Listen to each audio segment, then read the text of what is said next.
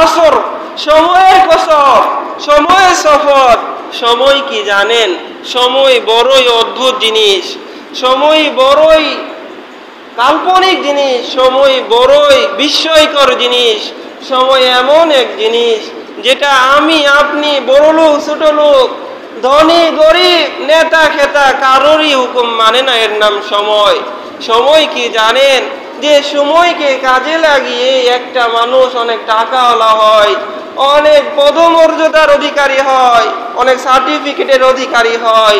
আর এই সময়কে অবহেলা করে অনেক দেখবেন অনেক দৈন্যতা, অনেক বেকারত্ব, অনেক অভাব অনটনে ভুগে এই সময় কাজে না লাগানোর জন্য।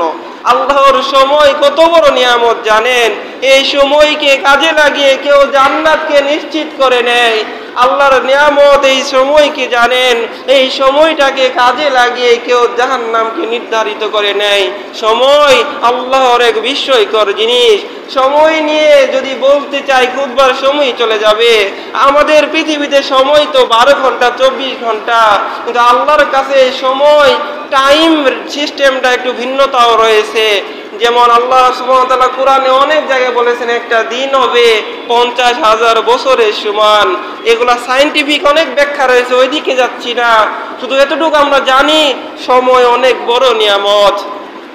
সময় এমন এক নিয়ামত যে সময়কে যদি আমরা ভালোভাবে কাজে লাগাতে পারি, সময়ের যে শ্রেণী বিভাগগুলো রয়েছে, শৈশব, কৈশোর, যৌবন, বার্ধক্য, এই স্টেজগুলো যদি আমরা কাজে লাগাতে পারি, তাহলে আমাদের দুনিয়া আখিরাতে সফল হওয়া সম্ভব।